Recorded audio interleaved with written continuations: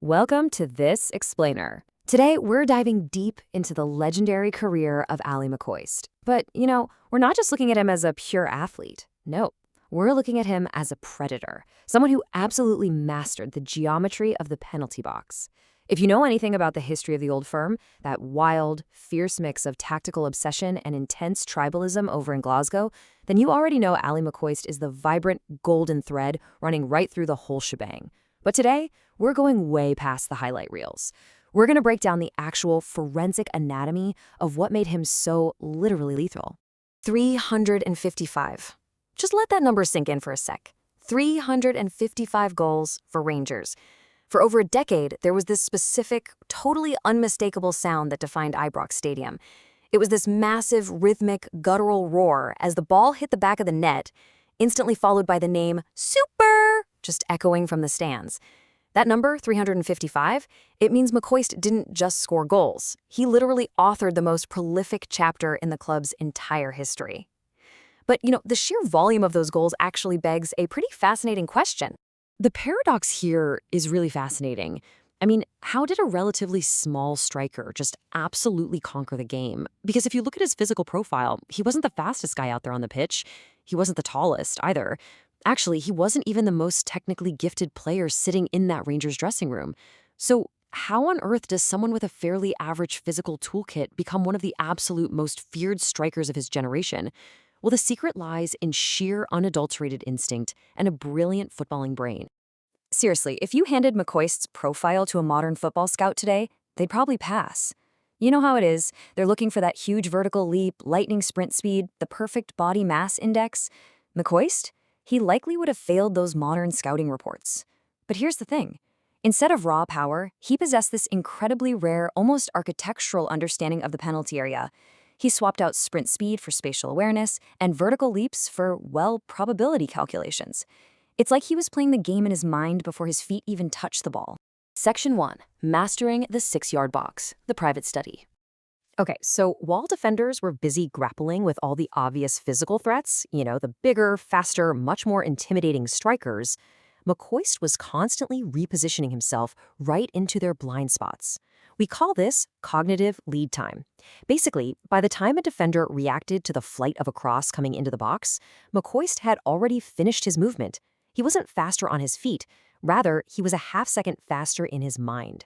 Which brings us to what I like to call the art of the rebound.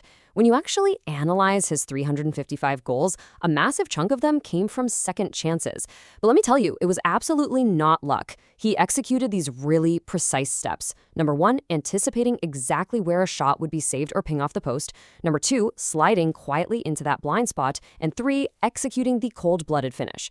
He wasn't just chasing the football around, he was chasing the mathematical probability of exactly where that ball was going next. Picture this scenario on the pitch for a second. A defender is just starting to process the trajectory of an incoming cross. Right there, there's this tiny gap, a sort of latency between the defender's brain recognizing the danger and their legs actually moving to intercept it. Well, that latency is exactly where Ali McCoist lived. He exploited that tiny little delay in the defensive structure, so he was already perfectly poised to strike while everyone else was frankly still trying to figure out what the heck was happening. Section 2. Thriving in the Old Firm, the ultimate audit. Now, the Old Firm derby is a completely different beast. It's a game where the pitch feels dramatically smaller, the tackles are bone-crunching, and the psychological pressure is literally suffocating. Yet somehow, McCoist totally thrived in this intense environment. He scored an incredible 27 goals against Celtic. And that record isn't just a fun statistic. It is the absolute cornerstone of his legacy, cementing him forever as a folk hero in Glasgow. So how did he achieve those numbers? He harnessed what we can think of as controlled aggression. See, McCoist deeply understood the narrative stakes of these derbies. The supporters were desperate for a symbol of defiance, and he gave it to them through the absolute most potent medium available, scoring a goal.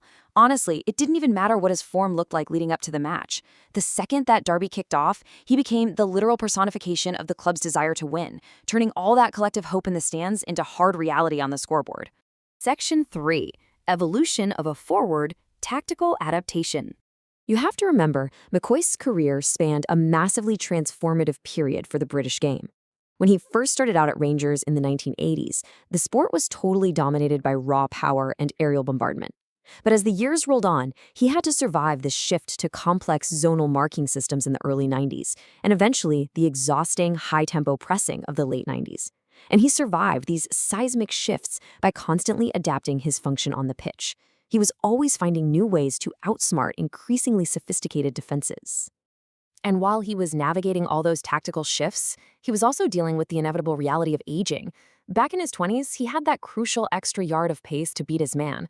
But as he hit his 30s and started losing that speed, well, he didn't just fade away. Instead, he forced himself to refine his game. He shifted his style to become even more unbelievably clinical in close-quarters combat inside the box. He realized a really important truth. You don't actually need to outrun defenders if you can just outthink them. So to compensate for that lost step, he mastered this specific, totally cold-blooded technique, the first-time finish. By eliminating that extra touch to control the ball, he denied the goalkeeper those precious split-second milliseconds they need to close down the angle. These are exactly the types of goals that look, incredibly easy when you're watching them on TV. But in reality, they require a level of spatial awareness and supreme composure that only the absolute elite possess. Section 4. The Super Standard, a Psychological Performance. He taught us that goal scoring is not purely a physical act, it is a psychological one. That thought right there perfectly captures the true essence of his impact. McCoist basically acted as a bridge between generations of Rangers supporters. He was the guy who could lead the line, take the heaviest tackles, completely ignore the vitriol from rival crowds, and still deliver that fatal strike. He turned the very act of scoring into a performance, a real celebration of the club's identity. When McCoist scored, it was never just a point added to the board, it was this massive, almost physical release of collective tension for thousands of people.